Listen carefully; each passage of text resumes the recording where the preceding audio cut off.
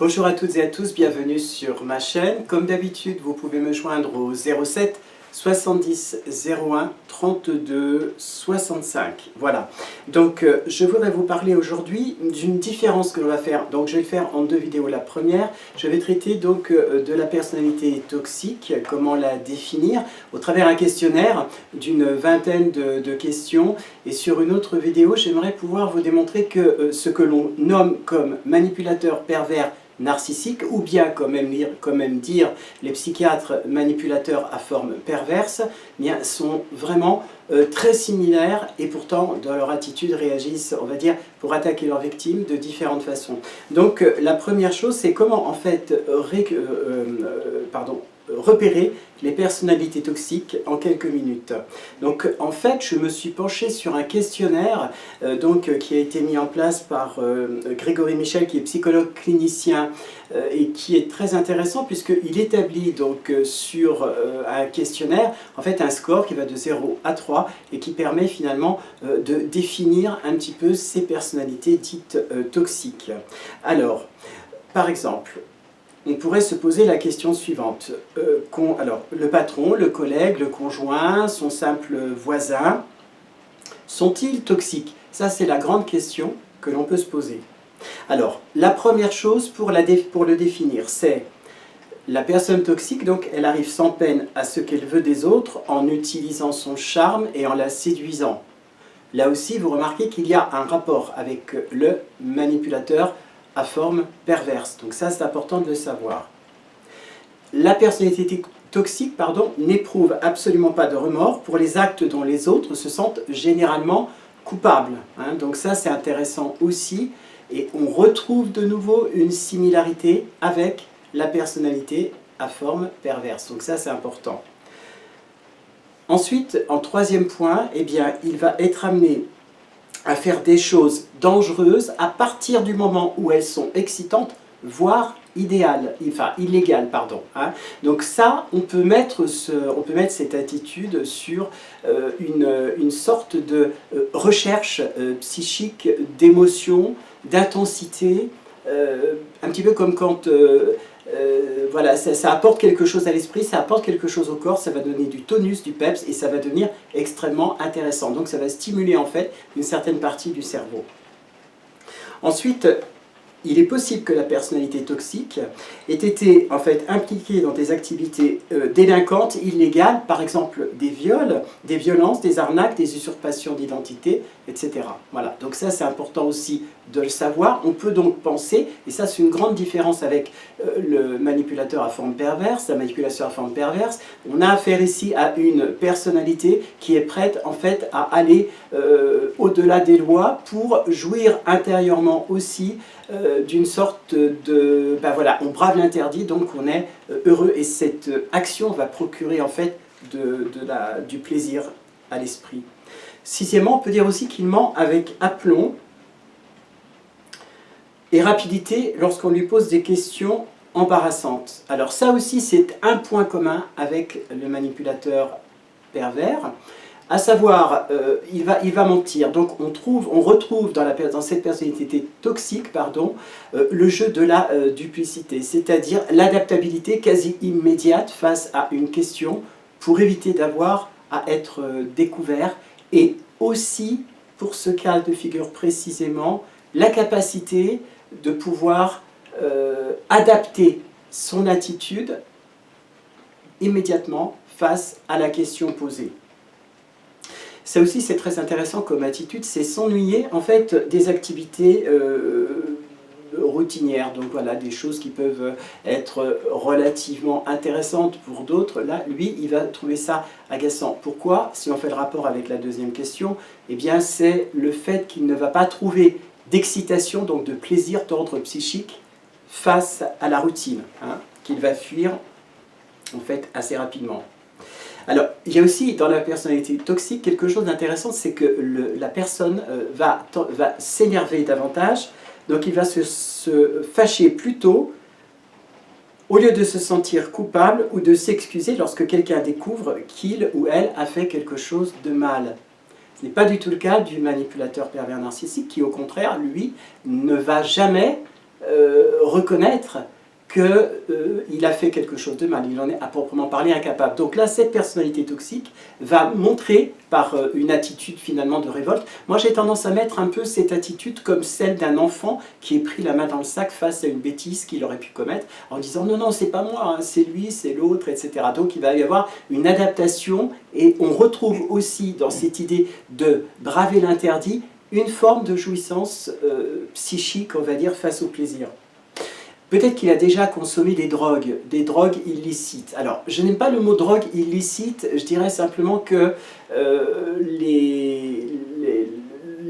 la loi parle de drogue illicite lorsqu'elle parle par exemple de substances chimiques, mais en même temps, aujourd'hui on sait que des substances par exemple médicamenteuses, faites à base de plantes, eh bien, ont une action thérapeutique positive pour les patients. Donc c'est toujours pour moi un peu difficile de parler en fait de drogue illicite. La cocaïne, par exemple, effectivement, est une drogue illicite, on est d'accord.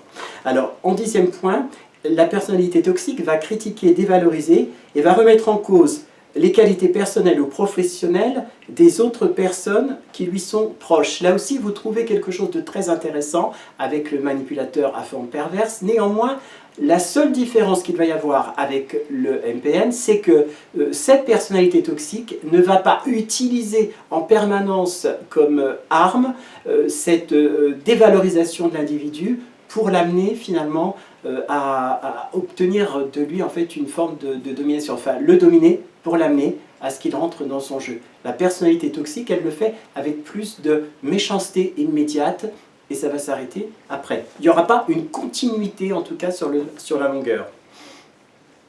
Encore dans le 11e point, ce qui est très intéressant, c'est qu'elle fait souvent semblant d'être sympathique et charmante, même avec des personnes qu'elle n'aime pas, afin d'obtenir ce qu'elle veut.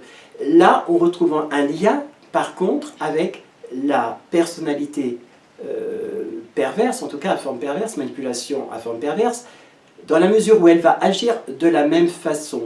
Là où ça va changer, c'est que cette faculté qu'a le MPN de poursuivre finalement dans un schéma qui va s'adapter, ce que j'appelle le schéma géométrie variable, là, la personnalité toxique ne va pas le faire. Elle n'en est à proprement parler, pas capable. Alors, ensuite, elle reste calme ou froide, même lorsque les autres sont effrayés. Alors, ça peut être une attitude qui, attention, je tiens à le dire, certaines formes de problématiques psychiques, je pense notamment à l'alexithymie, qui est l'incapacité d'éprouver des émotions au public, en public, qui est réellement donc quelque chose où les personnes vont vivre des émotions intérieures. Donc ça me semble important de savoir et de faire la différence. Donc, j'ai accepté de le mettre, mais je fais quand même un certain nombre, je pose un certain nombre d'hypothèses, enfin, disons, un certain nombre de questionnements sur cette façon de voir. Alors effectivement, il y a aussi, en fait, fait souvent des choses sans réfléchir. Effectivement, la personnalité toxique peut prendre la décision, je dirais de manière spontanée, à l'envers du manipulateur qui lui va calculer finalement la raison pour laquelle il va agir de telle et telle façon. La personnalité toxique, elle, va le faire de manière spontanée. Et c'est ce qui va différencier, là encore une fois, la manipulation à forme perverse de la personnalité toxique. C'est important de le savoir. Enfin, elle ne s'estime jamais responsable de ses actes, au contraire, elle tend à rendre les autres responsables. Là aussi, on trouve un lien extrêmement intéressant avec la manipulation, mais dans le cadre de la personnalité toxique, ce lien va être extrêmement allégé. Et c'est d'autant plus intéressant de savoir que le manipulateur, lui, va persévérer, continuer, jusqu'à entraîner sa victime dans son propre jeu psychique, qui est un jeu en général excessivement dangereux. Alors, un autre point, effectivement, c'est il se croit supérieur aux autres dans presque tous les domaines. À une différence près, la personnalité toxique va effectivement se sentir supérieure dans tout un tas d'autres domaines, alors que le manipulateur, lui, va développer des attitudes qui vont le grandir face aux yeux de sa victime. je reparle de la phagocytose, c'est-à-dire en la transformant peu à peu pour qu'elle absorbe sa propre personnalité, ce qui n'est pas le cas de la personnalité toxique. Voilà, donc ça c'est important. Alors, n'éprouve pas de difficulté à blesser affectivement autrui. Effectivement, le fait que, là encore, on retrouve une similitude entre la manipulation et la personnalité toxique. Sauf que, dans le cadre de la manipulation, le fait de blesser affectivement est une arme qui va lui permettre de mettre un petit peu sa victime sous une forme, dans une cloche en fait, hein, pour la rendre totalement dépendante de lui. La personnalité toxique va être beaucoup plus immédiate. Il va la blesser, mais il ne va pas continuer sur le temps. Voilà, ça va être quelque chose de très sporadique, voire même, je dirais, moi de mon côté, en tout cas, quelque chose qu'il est peut-être plus facile d'anticiper. Hein. Donc ça, c'est important.